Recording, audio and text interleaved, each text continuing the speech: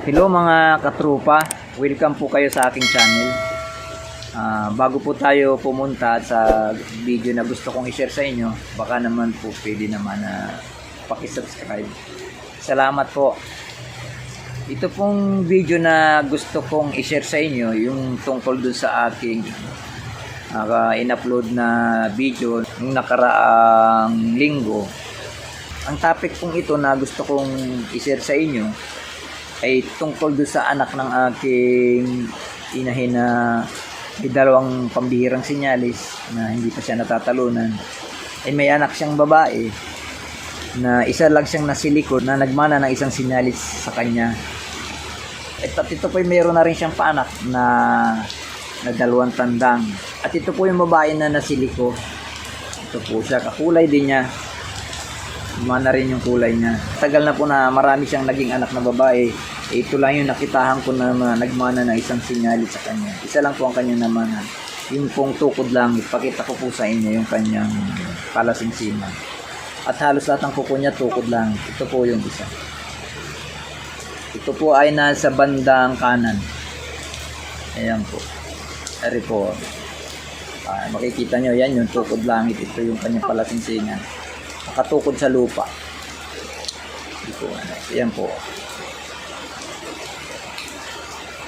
Yan, makikita ninyo. Yan, nakatukod yan sa lupa. Itong kalang palasingsingan. Yan po yung namanan niya. Ito po ay nasa bandang kanan.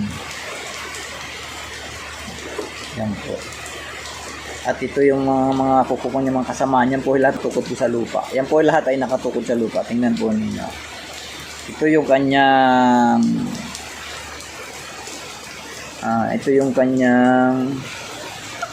yung gitnang daliri.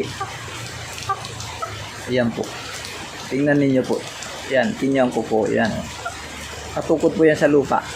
Mas doon yun. Ayan po. Kakawit. Ito po ganun. Lahat po ng daliri niya. Ayan po. Tukod lang. Tukod lupa po yan. Tingnan nyo. Ayan.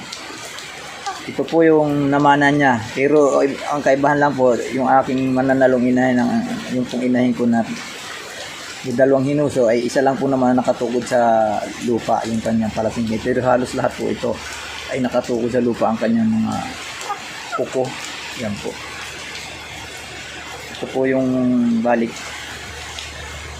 Ito naman po yung kaliwa niya. Ayan po. Lahat po yan nakatukod sa lupa. Ayan po. Yung kanyang dato. Yan. Ito yung daliri niya. Kung makikita nyo. Lahat po yan nakatutok sa lupa. Ayan po. Ito po ay naputulaan. Napuputo lang po ito. Mahaba po ito. Naputulaan sa simento po. Sinakay ko sa simento na naputol yung dulo. Ayan po. Ang palasingsingan niya. Lahat po ng daliri niya ay nakatutok sa lupa. Ang daliri yung, sorry po. Lahat po ng kuko niya ay nakatukod sa lupa.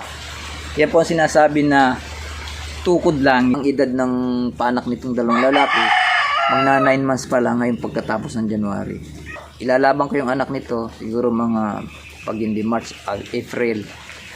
Update ko na lang kayo kung mananalo yung dalawang paanak nito. Kasi titistingin ko pa rin to kung effective pa rin ari kahit isang sinyalis lang na dala niya.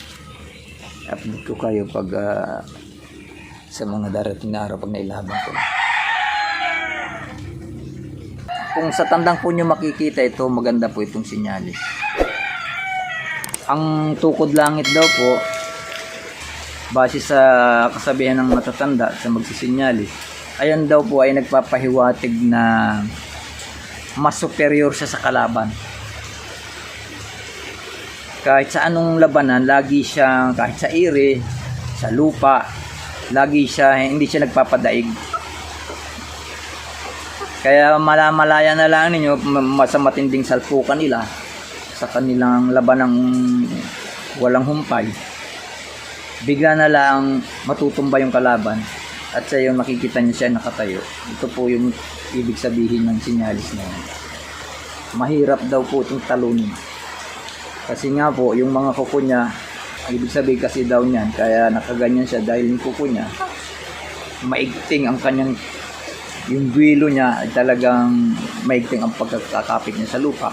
Kaya pag siya bumigay, talagang malakas ang kanyang pampagpalo. Kaya ganun daw ang mayroong sinyalis na ganito.